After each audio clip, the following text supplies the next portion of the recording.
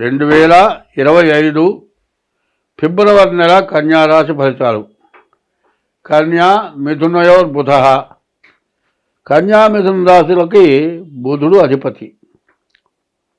అయితే ఈ రాశికి గురువు కుజుడు బాగున్నాడు.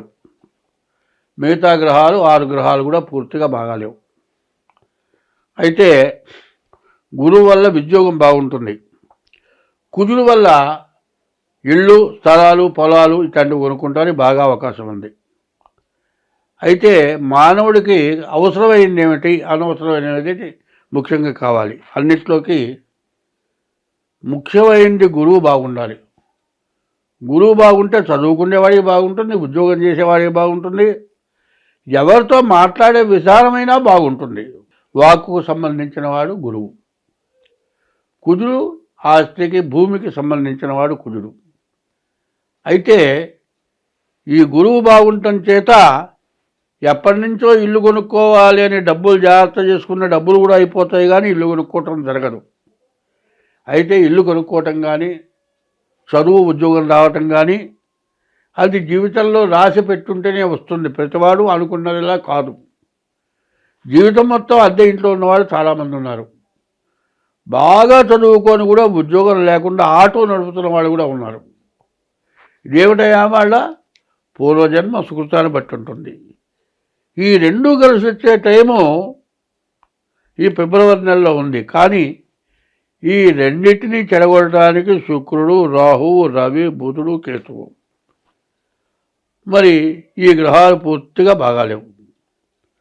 మరి ఈ గ్రహాలు బాగుండకపోతే ఏమిటయా అంటే మరి 5 గ్రహాలు బాగాలేవు.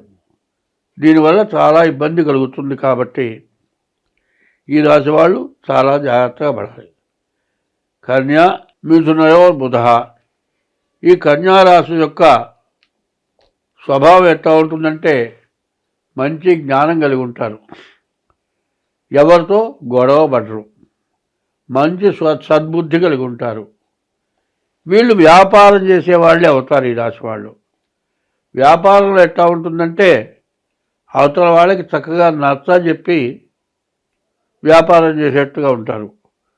ఒకడు పరమ మూర్ఖుడు వస్తాడు, వాడు కొనేదానికంటే తిట్టడం ఎక్కువగా ఉంటుంది.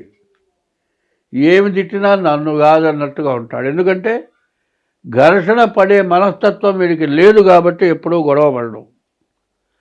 తర్వాత ఈ రాశి వాళ్ళు ముఖ్యంగా చేయవలసిన పని ఏమిటి? ముందు మీ జాతకం చూపించుకోవటం అత్యవసరం. డేట్ ఆఫ్ బర్త్ ద్వారా కానీ, లేకపోతే హస్త సాముద్రిక ద్వారా కానీ, కర్కాటకం, సింహం, కన్య ఈ 3 రాశులు కూడా పూర్తిగా బాగాలేవు. ఇంతకుముందు కర్కాటకం చెప్పుకున్నాం, తర్వాత సింహం చెప్పుకున్నాం, ఇప్పుడు కన్య చెప్పుకుంటున్నాం. ఈ 3 రాశులు బాగాలేవు. అయితే రాశి ప్రకారం జరిగేది 25 వంతులే చెబుతూ ఉన్నా. రాశి కూడా జన్మ నక్షత్రాన్ని బట్టి వస్తుంది, కానీ పిలిచే పేరు నక్షత్రానికి సంబంధించిన పేరు పెడితేనే ఆ రాశి అవుతుంది. కాబట్టి ఇది వివరంగా చూసుకోవాలి. తర్వాత 26వ సంవత్సరం వరకు ఎంత అజాగ్రత్త పడ్డా ఇబ్బంది పడేది మనమే. కాబట్టి ఎక్కడా ఎటువంటి అజాగ్రత్త పడకూడదు, ఎక్కడా తొందరపడకూడదు. తొందరపడి ఘర్షణ ఎగకూడదు. ఎంత ఓర్పు ఉంటే అంత నేర్పుగా ముందుకెళ్ళగలుగుతారు. ఓర్పు లేకపోతే చాలా ఇబ్బంది పడతారు. తన కోపమే తన శత్రువు, తన శాంతమే తనకు రక్ష, దయ చుట్టంబవు, తన సంతోషమే స్వర్గము అని ఇన్ని విధాలు చెప్పుంటే ప్రతివాడు కూడా నేను అంతా నా వల్లే అవుతుంది, నేను అనుకోవటం చాలా తప్పు. ఎవడి వృత్తి అయినా సరే, నేను జ్యోతిష్యం చెబుతున్నాను, జ్యోతిష్యం చెప్పుకుంచుకునేవాడు నా దగ్గరికి వస్తే వాడు 10 రూపాయలు ఇస్తే నేను బతుకుతున్నాను అని అవతల వాడి మీద జ్యోతిష్యం చెప్పేవాడు కృతజ్ఞతగా ఉండాలి.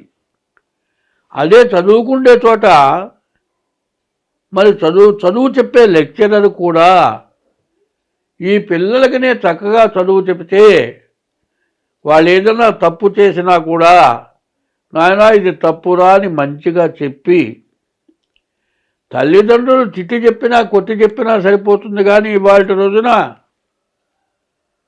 చదువు చెప్పే గురువులు కొట్టి తిట్టే రోజులు కావు. రేపు పొద్దున్న ఫ్యూచర్ ఆలోచించుకోరా, ఇది తప్పురా అని మంచిగా చెప్పి 10 మందిలో ఒక్కడిని బాగు చేసినా నీ విద్యకి మేలు జరిగినట్లే. కాబట్టి గురువు బాగున్న వాడికి విద్య బాగా వస్తుంది, కుజుడు బాగున్న వాడికి ఆస్తి వస్తుంది, గురువు బాగున్న వాడికి ఉద్యోగం కూడా వస్తుంది.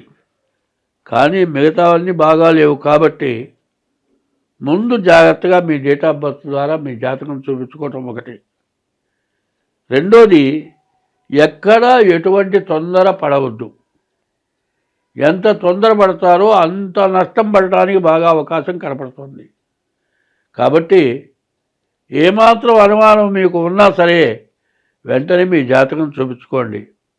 దీనివల్ల వచ్చే సమస్యలు ఏంటంటే, భార్యాభర్తల్లో సమస్య రావచ్చు, మరి చేసే ఉద్యోగం చోట సమస్య రావచ్చు, చేసే వ్యాపారం దగ్గర సమస్య రావచ్చు. ఇట్లాంటి సమస్యలు బాగా ఇబ్బందిగా పడే లక్షణాలు బాగా ఎక్కువగా కనబడుతున్నాయి. కాబట్టి ఈ రాశి వాళ్ళు ఎంత జాగ్రత్తగా ఉంటే అంత మంచిది.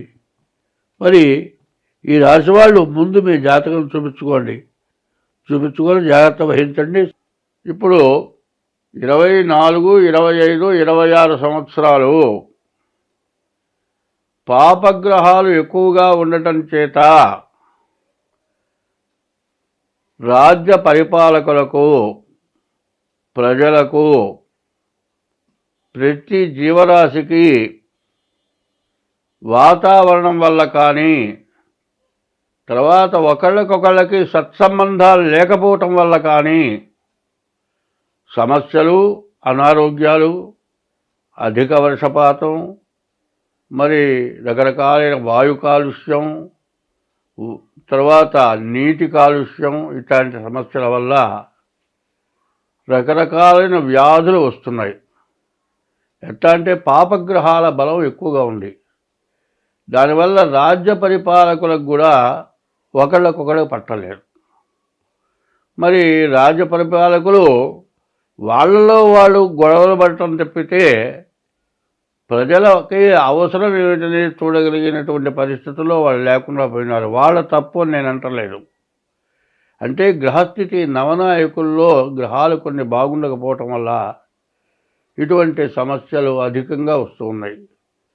ఎందుకంటే దేశం మీద దేశానికి, దేశంలో ఉన్నటువంటి మరి పరిపాలకులకు, ప్రతిపక్షానికి, తర్వాత కులవారీగా తగాదాలు, ఇట్లా సమస్యలు బాగా ఎక్కువ అవుతూ మత కలహాలు ఎక్కువ కావటం, దేశ విదేశాల్లో సమస్యలు వచ్చి యుద్ధాలు రావటం, ఇట్లా సమస్యలు బాగా పెరుగుతున్నాయి.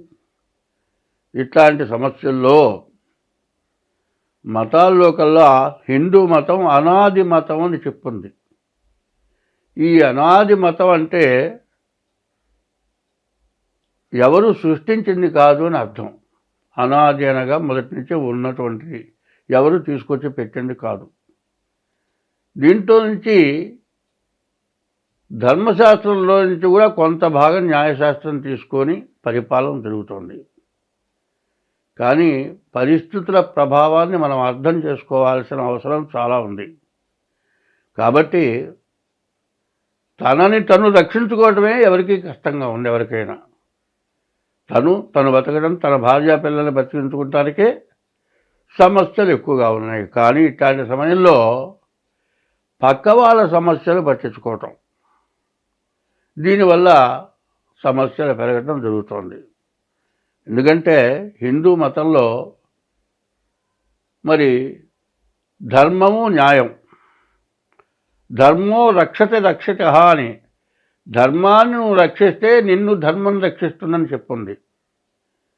ధర్మానికి అధర్మానికి పోటీ పడ్డది. ఇప్పుడు అధర్మం ప్రబలి ధర్మాన్ని వినాశనం చేయడానికి సిద్ధమవుతున్నటువంటి సమయం ఆసన్నమైంది.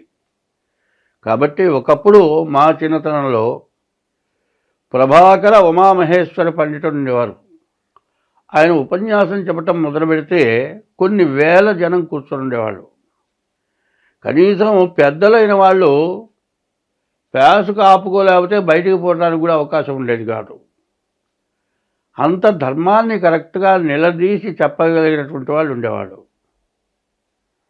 మరి వాళ్ళంతా అంతరించిపోయినారు.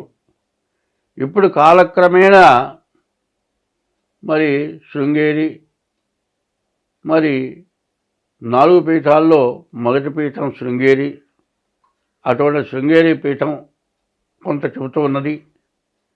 వాళ్ళు చెప్పేదాన్ని ఎవరు ఎక్కడా కాదంటానికి వీల్లేదు. వాళ్ళ నుంచి ఉద్భవించిన వాళ్ళే అంట నేను. ఎందుకంటే ఏం చెబుతారంటే, సంస్కృతము అనే పదానికి అర్థం ఏంటంటే సంస్కరించిన భాష సంస్కృత భాష. సంస్కరించడం అంటే దాన్ని ఎవరు ఇక కాదని అంటానికి వెళ్ళేది ఇది సంస్కృతం, సంస్కరింపబడిన భాష. ఒకప్పుడు భాషా ప్రవీణ తెలుగు టీచర్స్ ఉండేవాళ్ళు. ఇప్పుడు బిఏ వాళ్ళు తెలుగు టీచర్స్గా వచ్చారు, ఎంఏ వాళ్ళు తెలుగు టీచర్స్గా వచ్చారు. అయితే అంతకుముందు సంస్కృత పాండిత్యం ఉన్న వాళ్ళే టీచర్స్గా ఉండేవాళ్ళు. సంస్కృత భాష బాగా అమల్లో ఉండేది, బాగా మాట్లాడగలిగేవాళ్ళు. ఇప్పుడు బిఏ ఎంఏలో కూడా కొద్దిగా సంస్కృతం ఉన్నది, కానీ అచ్చగా తెలుగులో చెప్పడం జరుగుతుంది. అటువంటి వాటిల్లో ఇవాళ మహామహులు చాలామంది ఉన్నారు. ఈ మహామహులు ప్రజలకు ఏ విధంగా బోధించాలి అనేటువంటి విషయాన్ని బోధించి జనం నడుచుకునేటువంటి స్థితిలో రాజకీయ నాయకులు, జడ్జీలు, లాయర్లు, పెద్ద పెద్ద విద్యావంతులు అందరూ కూడా వినేటట్లుగా చెప్పగలిగినటువంటి వాళ్ళు బాగా ఇప్పుడు అమల్లో ఉన్నవాళ్ళు 3 కనబడుతున్నారు. చాగంటి కోటేశ్వరరావు గారు, గరికపాటి నరసింహారావు గారు, షణ్ముఖ శర్మ గారు, వీళ్ళు 3 కనబడుతూ ఉన్నారు. వాళ్ళు చెప్పింది ఎక్కడా తేడా రాదు. స్వస్తి.